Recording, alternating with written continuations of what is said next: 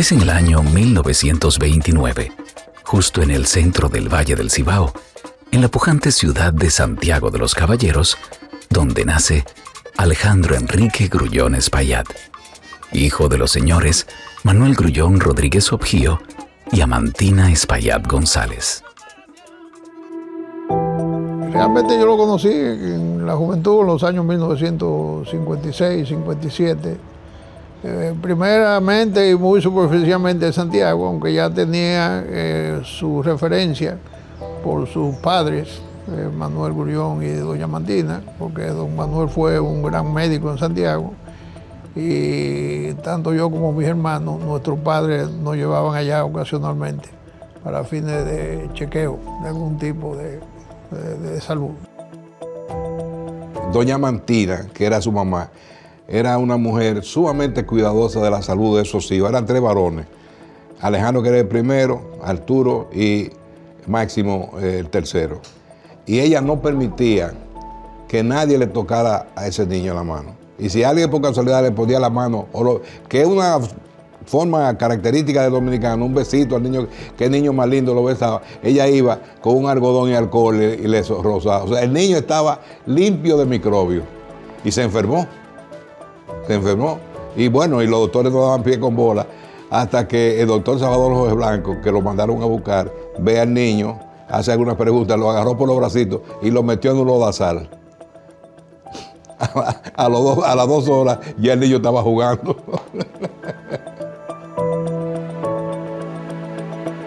Nos conocimos en el año 1954, diríamos yo. Ellos vivían en Los Montones, más bien, porque tenían el aserradero. Un aserradero que manejaba don Manuel, que era del papá de doña Amantina, que es ese señor que está ahí, don Enrique Espaillat. Lo tenía allá y don Manuel era que lo manejaba. Siempre hay que recordar que hay una ruptura en la historia social, política y económica de la República Dominicana con el ajusticiamiento de Trujillo en 1961 y el derrumbe de su dictadura, que tuvo lugar en 1962. Ya para 1962, la idea de crear un banco comercial bullía en la cabeza de Alejandro Grullón. Él está identificado en ese momento con la Unión Cívica Nacional. La Unión Cívica Nacional fue un movimiento no partidario inicialmente, que lo que buscaba era precisamente desterrar lo que había sido el pasado ominoso del trujillismo y abrir las ventanas de la democracia, de la igualdad, de la solidaridad en la República Dominicana. Y más adelante ahí fue que sí, ya en sus actividades comerciales de producción de guineo. Él se asoció con Luis Crouch, era esposo de Mariana Espaillat, que era su prima hermana, y ahí comenzaron a sembrar. Y poniendo una pequeña fábrica de fundas plásticas para empacar los guineos para vendérselo a la Grenada Company para la exportación. Pero ¿qué pasó? Que llegó un momento en que vino un ciclón grandísimo y le tumbó todos los guineos. Y él fue a uno de los 2 bancos que había en ese momento, el Royal Bank of Canada, el otro era el Banco de Nueva Escocia.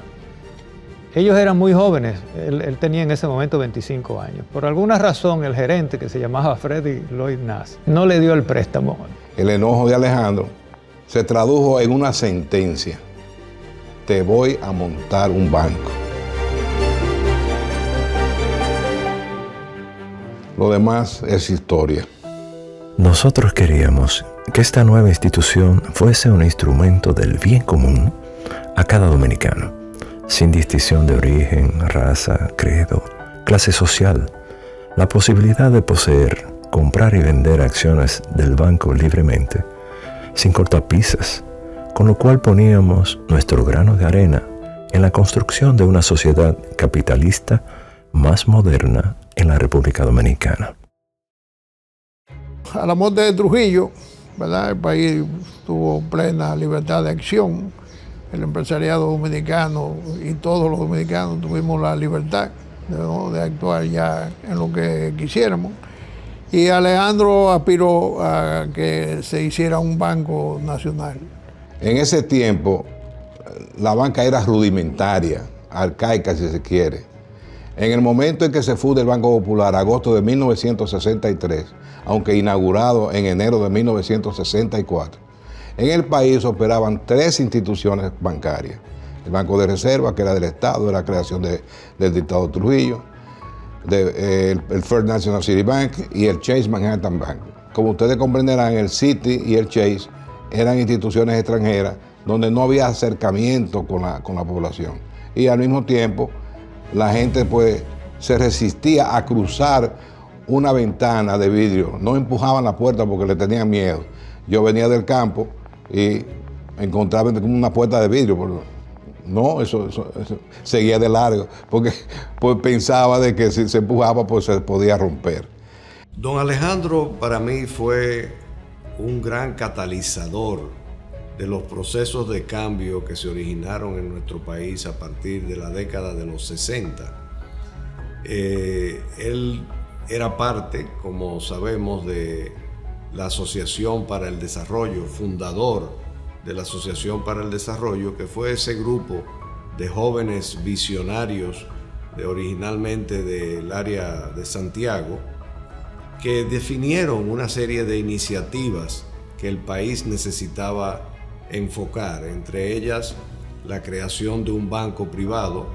Alejandro fue una pieza clave para el seguimiento y surgimiento de la Asociación para el Desarrollo, muy clave. Los fundadores de la Asociación para el Desarrollo fueron 12 municipios de Santiago. Y se crea la asociación para fomentar justamente el cambio económico y la democratización de la vida empresarial en el país. Cada uno de los miembros de la asociación tenía como su proyecto, y Alejandro tenía su proyecto de un banco comercial, que no era ya un proyecto de él, sino de la asociación. Pero debido a que cada uno de los miembros tenía sus propios compromisos y quehaceres, lo que ocurrió fue que poco a poco todo el peso del proyecto fue gravitando sobre él. Si evaluaba una situación y consideraba que valía la pena aportar un esfuerzo, se comprometía y continuaba brindando su apoyo de manera cabal hasta que el proyecto o el emprendimiento fuera una realidad. Era muy visionario, Alejandro era muy visionario y tenía un liderazgo natural. Él entendió desde el principio, desde que tomó la decisión, lo que era crear un banco en este país. Algo lejano para el comerciante, un banco. Yo llevar mi dinero a un banco, no. Entonces alguien le dijo a Alejandro, mira, ahí anda Rafael Carrión interesado en venir a República Dominicana. Y él se fue a Puerto Rico, habló con él, y luego de una muy buena química en las conversaciones, acordaron que el Banco Popular de Puerto Rico sería socio en inversión y socio técnico. Cuando Alejandro conversó con Juan Bosch, no se conocían, que le explicó cómo era el proyecto rápidamente. Bosch le dijo, sí, pero no le den tanto participación. Es más, aquí lo que debiera haber es un banco propio, de capital dominicano propio. Así que a mí no me gustaría que haya extranjeros en un banco nuevo que se cree. Pero Alejandro le dijo, no, ya nosotros tenemos un compromiso. Dice, bueno, pues no le den el 30%, denle un 20%. Y aquello creó una situación muy incómoda, pero los puertorriqueños, con gran simpatía y comprensión de la situación política dominicana, aceptaron ser socios minoritarios con un 20%, con una condición, y era que ellos pusieran al vicepresidente ejecutivo. Don Luis Rangel decía que un banco como este, en unas circunstancias como las dominicanas, en ese momento en que el país se abría a la participación popular en todos los órdenes, ese banco debía tener una base accionaria popular también. y hacer honor a su nombre. La primera vez que yo escuché el nombre de Alejandro Grullón, creo que fue en el año 1963. Yo era un jovencito y estaba de vacaciones en San Juan de la Maguana, en casa de mi tío Camilo Suero. Y allá fue Alejandro Grullón a promover la compra de acciones del Banco Popular entre los líderes locales de diferentes comunidades del país. Y mi tío Camilo decidió apoyarlo y compró, no sé, recuerdo cuánto, de acciones en el Banco Popular. Pero eso comienza a enseñarte quién era Alejandro Grullón. Él no tuvo ningún temor para iniciar ese banco, en irse a recorrer las diferentes comunidades del país y hablar con los líderes para que adquirieran acciones del Banco Popular y de esa forma crear una base de sustento para esa aventura. Y la verdad es que yo no tenía la menor idea de lo que estaba pasando. Yo era un niño de 10 años que sabía que lo que estaba pasando era importante, porque yo veía mucha gente importante en ese encuentro. Y ahí estaban presentes muchos que fueron luego miembros del consejo, que fueron también de los primeros accionistas del banco. Pero muy difícil comprender la magnitud y la importancia del paso que se estaba dando en ese momento. Y hubo mucha gente que no lo quería apoyar y otros muchos que sí lo apoyaron.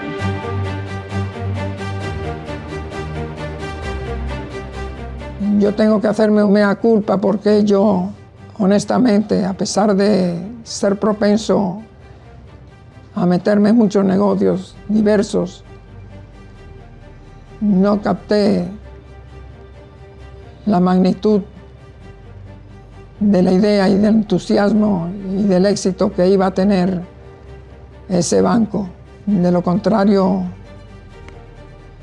yo no solamente sería un cliente, sino también un beneficiario de los ingresos del mismo. Hasta yo fui accionista porque me regaló don Manuel 5,000 pesos para que yo lo metiera ahí en el banco.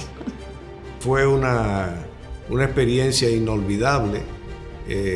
Alguien me depositó en mi cuenta para poder, pues yo no tenía los recursos para poder abrirla. Alguien tuvo la generosidad que yo sospecho que pudo haber sido mi abuela Mantina o mi madre Dinora, a la cual les agradezco porque tengo esos chelitos guardados ahí todavía. En esa sociedad que se abría a las puertas de la libertad, se necesitaba que la gente pudiese ir progresando para ver cristalizados sus sueños de trabajo, de prosperidad y de libertad. De ahí que él tenía esas inquietudes sociales.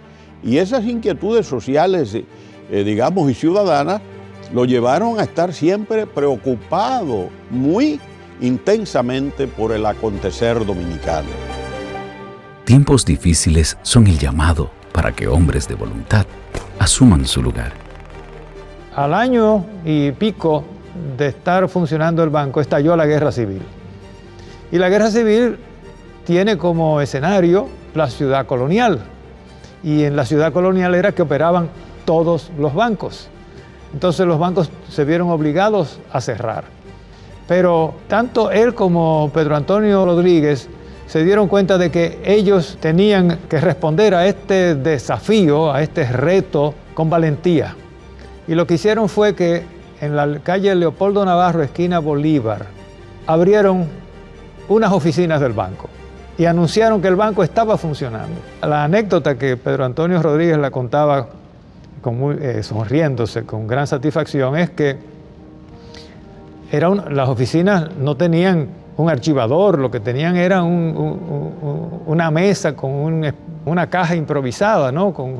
Y ahí entonces ellos tenían que ir metiendo en sacos de Genequén todos los comprobantes y todos los cheques pagados. Y en otro saco de Genequén todo el dinero de los depositantes, porque la gente también se arriesgó a depositar en aquella casa de la Bolívar con Leopoldo Navarro sus ahorros. Quien atendía eso era el mensajero de don Alejandro. que recogían, depositaban el dinero en funda y le daban el recibo por el depósito. Y cuando iban a cobrar cheques, le pagaban sin verificar nada. Sin consultar, porque no tenían una base de datos ni a otro banco, ni un banco a que llamar para ver si había fondos. Eso lanzó y catapultó el Banco Popular hacia adelante. Y viendo lo bien que les iba, entonces los otros bancos con gran timidez empezaron a abrir oficinas más adelante. Y la gente decía que era muy cegoso, pero lo entendió así y eso lo favoreció enormemente.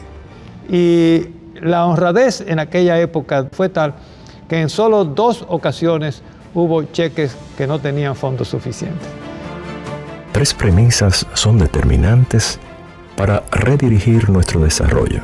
La aceptación de que la democracia es la única vía legítima para llegar al poder y ejercerlo. El diálogo y la concertación deben ser normas de conducta para el avance de las reformas que consoliden nuestra economía de mercado. Y por último, es necesario consolidar nuestras instituciones para que impere en el país un Estado de Derecho. Necesitamos una ciudadanía consciente de sus derechos y prerrogativas, que demande y exija justicia, que esté consciente que la función jurisdiccional es determinante en la construcción de la democracia y en la consolidación del desarrollo, que estos cambios no son un milagro providencial, sino que son el producto de los esfuerzos y tiempo de todos.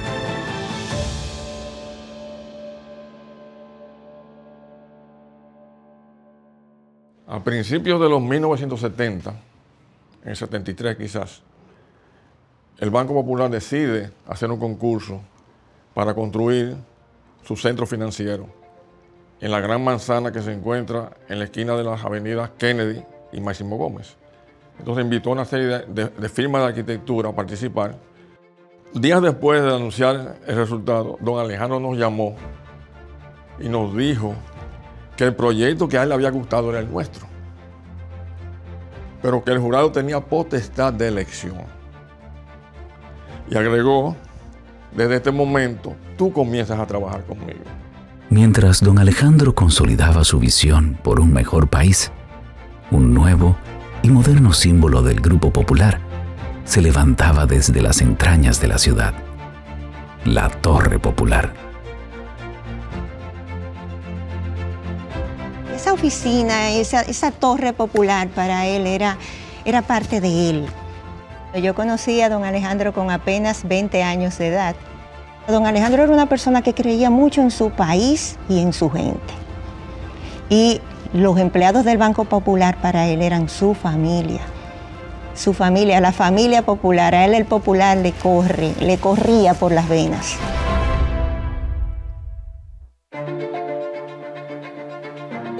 La primera impresión que yo tuve de don Alejandro era que era un innovador, que era un señor que tenía una visión muy clara de lo que quería. Y hoy en día la estructura que se tiene es algo que ya en los años 74, 75, ya él la estaba pensando y la estaba ejecutando.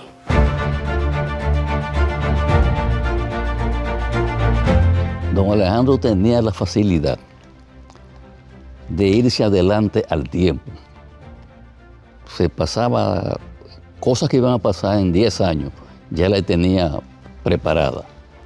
En 1996, don Alejandro me dice, prepárate que vamos para China. Yo le pregunto, pero don Alejandro, ¿qué vamos nosotros a buscar en China? Me dice, pero tú no sabes que el próximo siglo en lo económico es de China.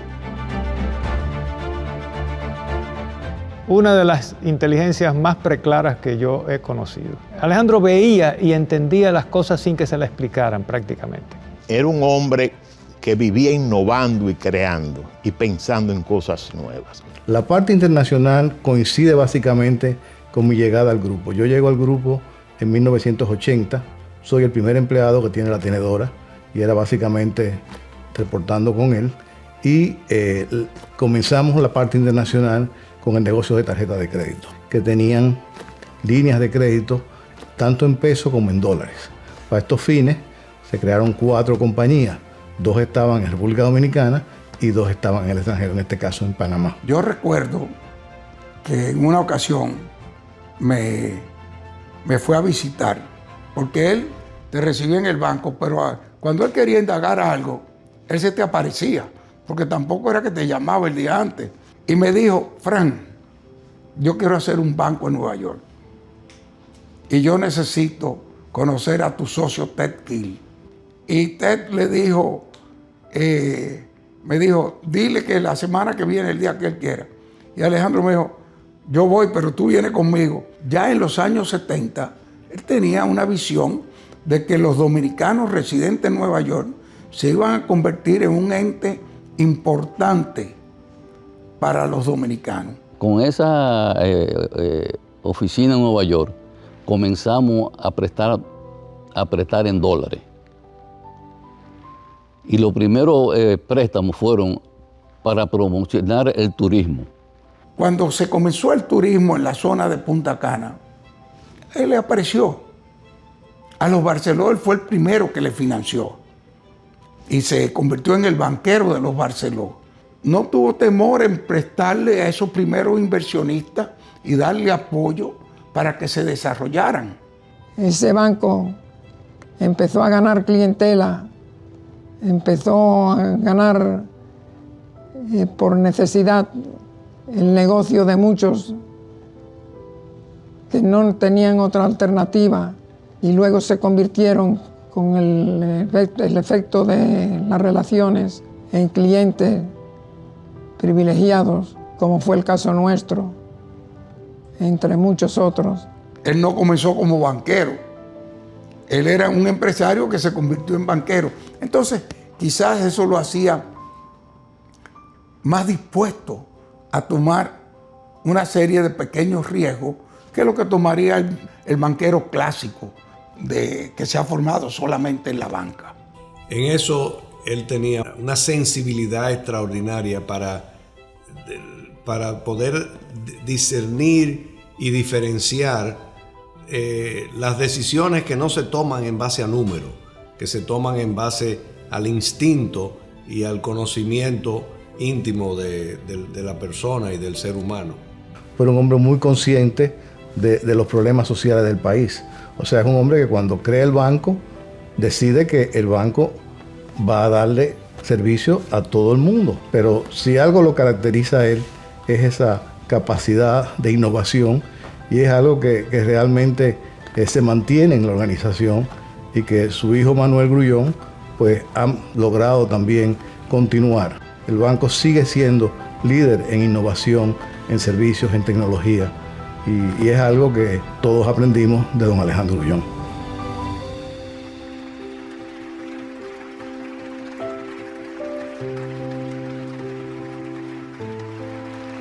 Pero por cada escalón corporativo que don Alejandro y el Grupo Popular alcanzaban, cientos de pasos sociales y humanitarios eran alcanzados por igual.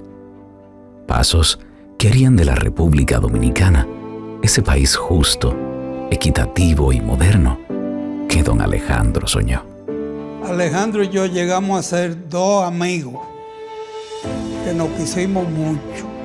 Y oiga esto, en un momento en que el país había momentos muy difíciles, muchos dominicanos no tenían empleo.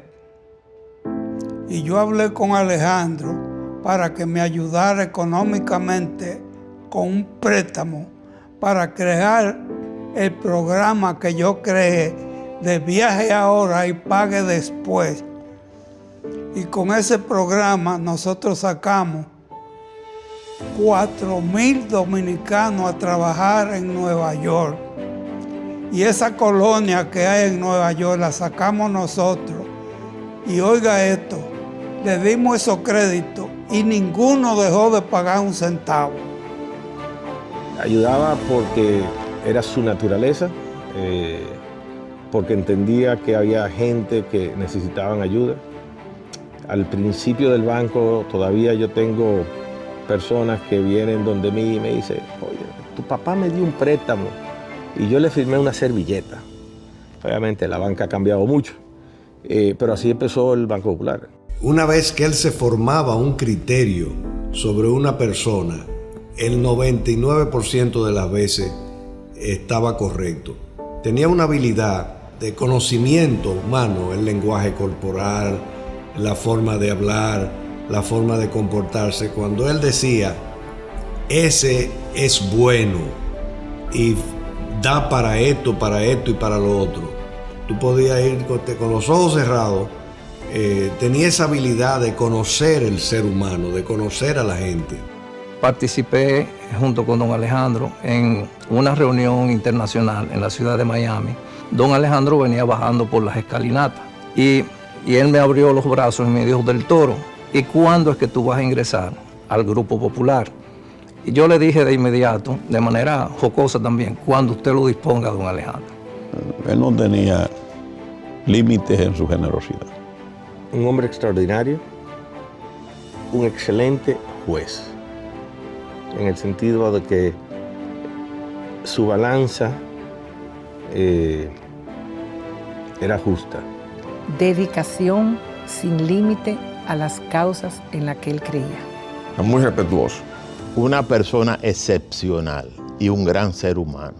Nos hace mucha falta, Alejandro, todavía.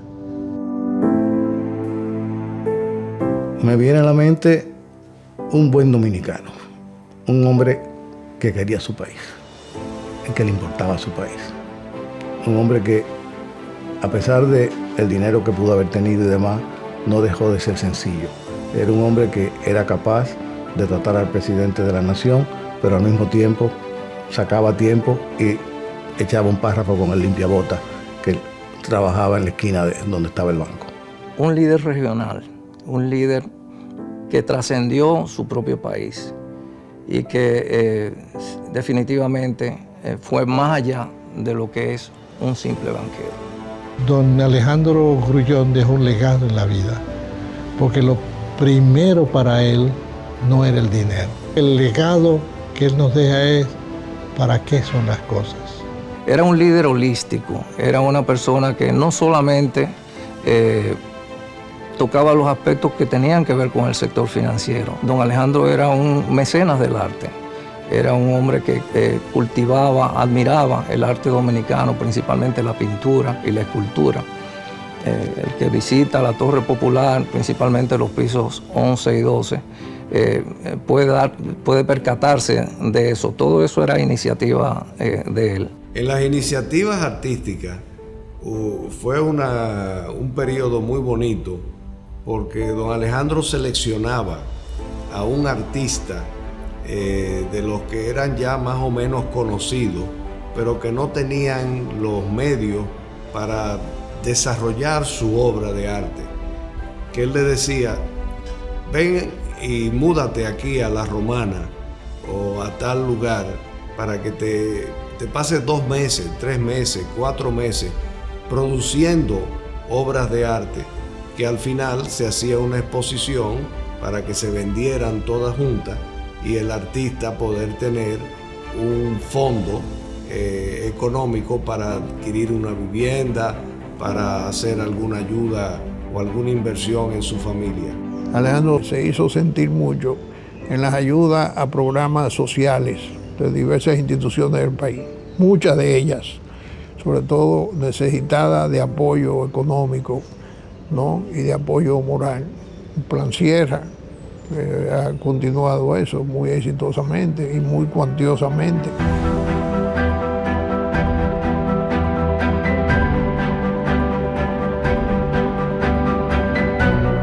El primer reto que tuvieron que enfrentar el grupo de Monseñor Adames, don Alejandro Grullón, Luis Crouch, don Arturo Grullón, comenzamos con el reto cultural. Las familias de la sierra no sabíamos que vivíamos en un ecosistema frágil. Y no lo sabíamos ni por educación formal, o sea, no nos enseñaron eso en la escuela, pero tampoco por la forma de interactuar con el ambiente. Don Alejandro decía, si la gente de la sierra no entiende lo que hay que hacer para ordenar el suelo, el agua, no vamos a ser exitosos porque no será permanente. Él se dedicó a reforestar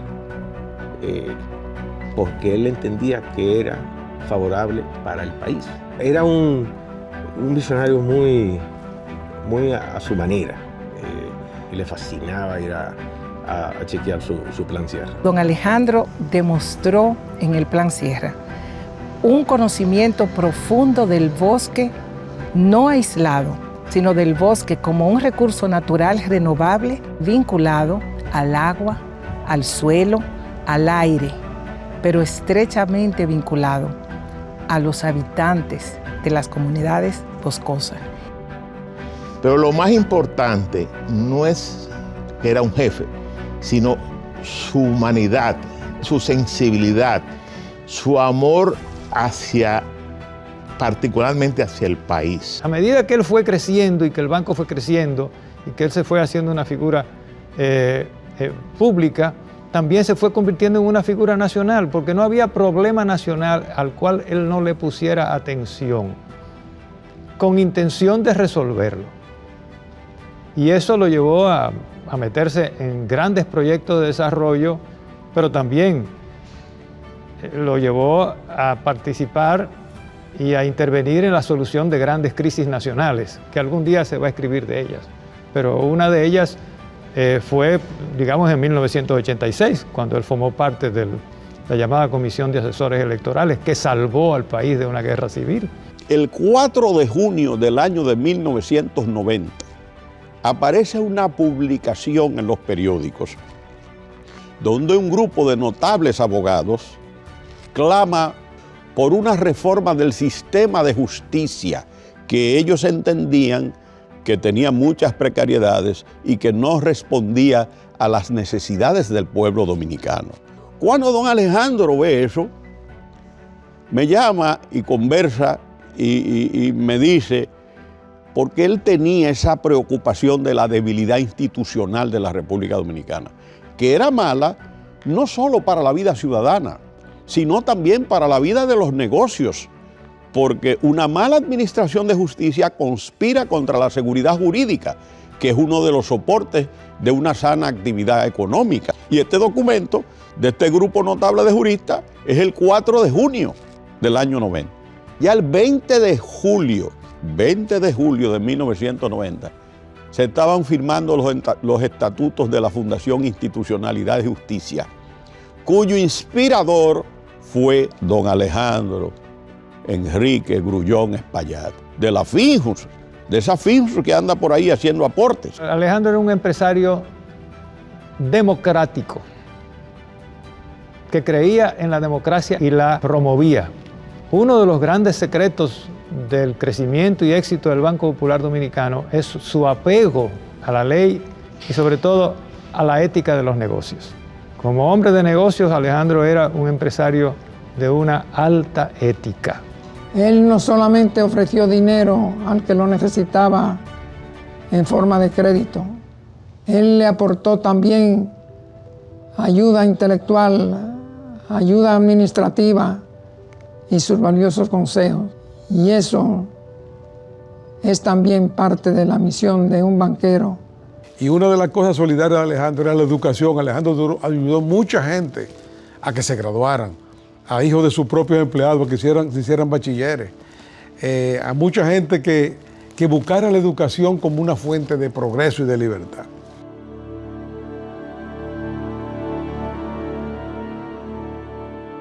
Nosotros estábamos construyendo la capilla del seminario mayor y nos prometieron una ayuda que nos venía de Holanda y yo necesitaba ya los $500,000 que necesitaba para esa construcción, pero no me podían llegar, me urgía tenerlos.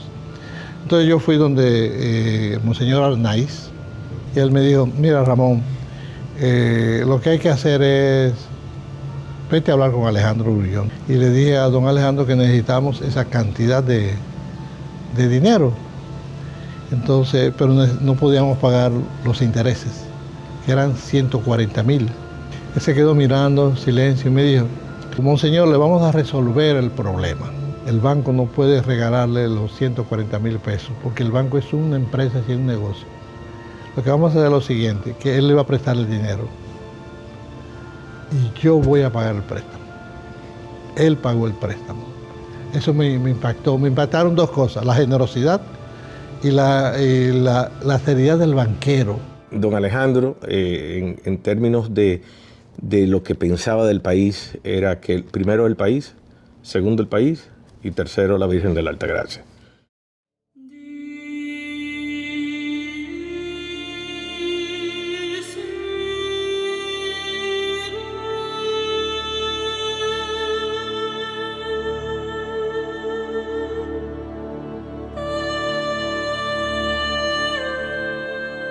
La pasión de Alejandro por la Basílica y la Virgen de la Altagracia era increíble.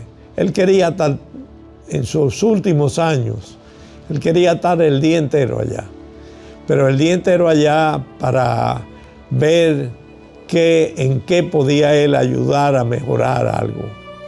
Y en qué podía él usar su influencia para que sus amigos ayudaran en algo. Que en todas las parroquias del país hay una imagen de la Altagracia, la del Banco Popular, como la gente dice. Le dije un día, don Alejandro, usted se salvó. Y yo, ¿por qué? Dice, porque ahora son mucha gente que me dice, ay, después que yo supe que don Alejandro había probado esa Virgen y yo la tengo por allá, yo rezo por él todos los días. Yo dije, usted tiene más oraciones que yo ahora. Para él, la Basílica de la Altagracia fue parte fue una segunda casa, y él siempre sintió una devoción enorme por la Virgen de la Altagracia. Recuerdo ya en sus últimos años, en silla de ruedas, él asistía los días 21 de enero a la Basílica. Eso no es fácil, eso no se repite, era un hombre extraordinario. Para hacer eso que él hizo, y hasta el último momento estuvo batallando, porque eso de la Basílica, ese palmeral que hay en el museo, toda esa palma la mandó él a sembrar. El arquitecto Dunoyer de Sogonsac venía, él y don Alejandro se hicieron amigos. Dunoyer de Sogonsac, entre las cosas que me dijo que había que hacer, era que la Basílica el que soñaba con que la Basílica surgiera en medio de gris y de palmeras. Y esas palmeras fue él que las sembró.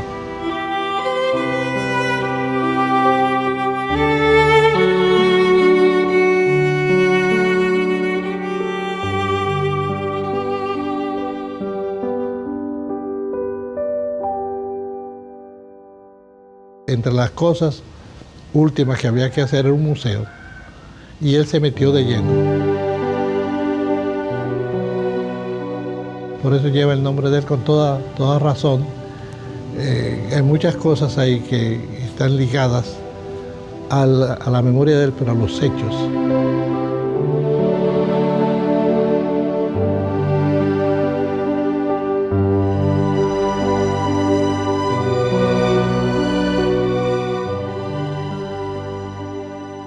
Para mí fue un orgullo participar del nombramiento del museo con su nombre, porque fue algo muy merecido. Él fue el creador del museo.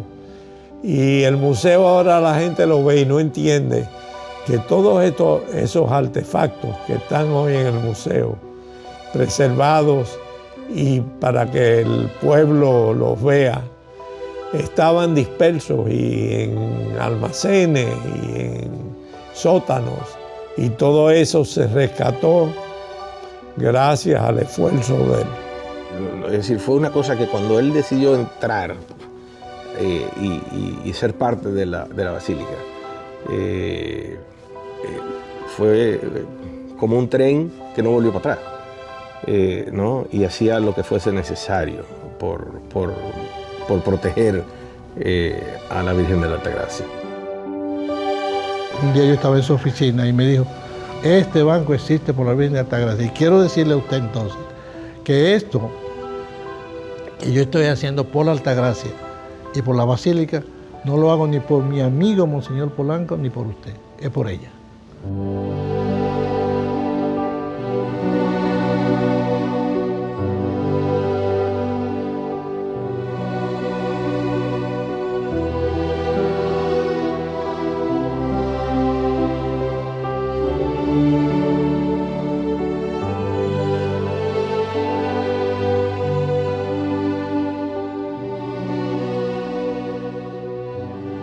Hablar de Alejandro Grullón es hablar de sus frutos. Como hombre público, son conocidísimas las instituciones que ayudó a crear y a fortalecer, las cuales han pasado la prueba a través del tiempo. Casi 6 décadas después, se mantiene como puntales para el desarrollo y la convivencia en nuestra nación. Muchas de ellas son conocidas, muy conocidas, como es el Banco, el Instituto Superior de Agricultura, la Pucamaima, el Plan Sierra, Solfuturo, etcétera, etcétera, etcétera. Pero hay otra cara, que es la cara del Alejandro que yo conocí. Hizo una gran familia, no solamente para sus hijos y nietos, también fue un gran papá, un gran amigo. Era papote para sus nietos, papín para su niña, don Alex para algunos, compadre para el otro, Ale para mí, el chino, el chinito. Tenía diferentes nombres de diferentes amigos. Era una persona de la verdad. Yo creo que lo más importante que yo puedo recordar de la relación con mi padre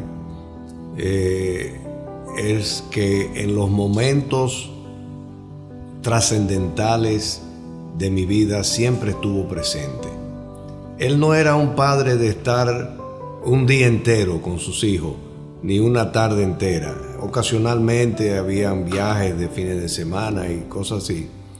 Pero en los momentos de decisiones fundamentales siempre estuvo presente. La relación de papi con nosotros, con los 3 mayores, ¿no? Era diferente. Obviamente Manuel trabajaba directamente con él y yo creo que esa relación era un poquito más recta y era muy claro la relación que tenían en términos de la institución, que a veces se trasladaba a la parte también familiar, pero así se manejaban. Con mi hermana Virginia un poquito más relajada, porque Virginia decidió un día no seguir trabajando en el banco, lo cual a él no le gustó mucho, pero le trajo otro tipo de relación familiar. Conmigo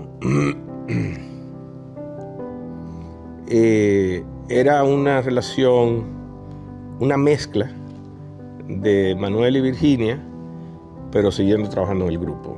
Yo fui a su oficina y le dije, oye, quiero decirte que te quiero mucho.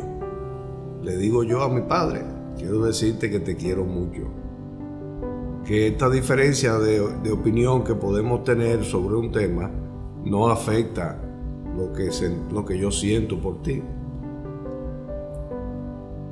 Aceptó mi explicación y yo me paro de la mesa, del escritorio y voy saliendo de su oficina y él me dice, y yo te quiero más. Entonces yo le dije, bueno, pues gracias por decírmelo, me hace falta oírlo de vez en cuando. Quizás no estuvo con sus hijos el tiempo que pudo, porque mientras los niños crecían, él estaba haciendo un banco y creando un país, que aquí estaba, todo era nuevo, todo se estaba haciendo. Y quizás no los disfrutó como debía. Entonces cuando nace su pequeña Alexandra, nuestra hija, fue algo muy interesante porque ya él sí podía disfrutarse de tener esa hija. Y para él fue lo más grande que pasó. Esa muchachita lloraba cuando yo como mamá le ponía regla y él decía, ¿qué le pasa a la niña? Yo no la tuve para oírla llorar. Entonces imagínense si esa niña, si yo no hubiese existido, si esa niña pudiera servir. Su red de amigos de diferentes esferas sociales era fundamental para ayudarlo a tener los pies en la tierra, cerca de la gente y su realidad, sus necesidades, lejos de las ilusiones del poder. Mira, don Alejandro tenía amigos, tanto aquí como en el exterior. Lo admiraban y lo querían muchísimo. En mi caso particular, la relación mía con Alejandro fue de padre a un hijo. Para mí es un orgullo haber sido su compañero, porque eso era lo que era yo, el compañero que iba con él a la basílica, que hacía cosas por la basílica, por incentivo de él. Sin duda él creía en el dominicano y que se merecía darle todas las oportunidades a la gente. Su legado más grande fue que nos enseñó a todos que se podía ser humilde y tratar a los humildes y a los seres humanos de tú a tú, de igual a igual. Eso para mí es algo que debe ser un ejemplo para los empresarios actuales y los futuros empresarios, que tú no te puedes quedar solamente en la cima, hay que vivir con todo, el que te barre en el banco, el que te lleve el café, el que te maneje el vehículo, tienen cosas que hay que ser solidario con ellos. Era amigo de sus amigos en las buenas y en las malas. Yo viví muchos momentos de crisis de algunos de sus amigos, crisis hasta políticas. Y don Alejandro se mantuvo ahí con ellos fiel todo el tiempo. El amigo de papi era un amigo para toda la vida. En las buenas, en las malas. Lo ayudaba si había que ayudarlo. Le pedía ayuda si era posible para cualquier situación. Todos sus amigos eran amigos de verdad. Él podía tener argumentos en un momento dado en su vida, discordia, pero sabía perdonar. Bueno, yo diría que el legado que él le deja al país es haber sido uno de los grandes promotores de la construcción de la democracia dominicana. Aspiramos a que ese ejemplo de continuidad generacional que ha tenido la familia Grullón también pueda ser emulado por nuestras familias de la sierra y por las familias que usan el agua que se cosecha y se almacena aquí en la sierra. Lo más importante es ese regalo que le dio Dios a él para ser un caballero de punta a punta. ¿Qué significa eso? Que ese hombre, banquero, exitoso, ciudadano distinguido, de gran fe, que se dedicaba a causas tan nobles, aparte de ser un exitoso banquero, el pionero de la banca dominicana, tuvo siempre ese espíritu abierto de servicio a los demás, de cercanía con la gente, de aprecio del talento de nuestro pueblo, de compenetrarse. Agradezco su enseñanza de que solo hay una forma de hacer las cosas, que es bien. Es una gran pena haber perdido ese gran líder, pero nos dejó muchas enseñanzas. Un gran hombre. Lo protegeré toda mi vida. A mí nadie me puede decir que no fue justo. Yo lo extraño, a mí se me hace muy difícil. Se me hace muy difícil pensar que él no está, porque yo lo recuerdo permanentemente. Era que éramos inseparables, en unos años éramos inseparables. Si no teníamos por qué juntarnos, buscábamos motivos para juntarnos. Y realmente yo siempre estaba disponible para él. Y yo lo extraño todo. Fue mi padre, fue mi hermano, fue mi amigo, fue mi compadre, fue mi jefe. La memoria que tengo de él es de haber tenido una suerte enorme de haber tenido un padre como él, un hombre como él, como símbolo, como imagen, que son unos zapatos difíciles de ponerse. Yo lo saludaba muchas veces con un beso y lo abrazaba y le decía que quería, pero me quedé con la duda cuando él quería decirme algo que no me lo pudo comunicar. ¿Qué en verdad me quiso decir? En gran parte del desarrollo de este país hay que debérselo a él y al Banco Popular, lógicamente. Él trataba de ayudar a todo el mundo. Honesto a carta cabal. Y solamente una gente optimista puede llegar a los triunfos que llegó don Alejandro Grullón. Yo creo que eso es un honor que él, en cualquier lugar que esté en el cielo, debe estar muy regocijado. Él es el dominicano que todos debemos de tratar de ser. Deseo dar fin a mis palabras, dejando en ustedes el siguiente mensaje. Con los recursos humanos y naturales que posee la República Dominicana, no hay razón, si trabajamos unidos la mayoría de los dominicanos, para que no logremos un desarrollo económico y social equilibrado y justo, y al mismo tiempo que fortalezca el clima de las libertades públicas y democráticas que vive en la actualidad del país.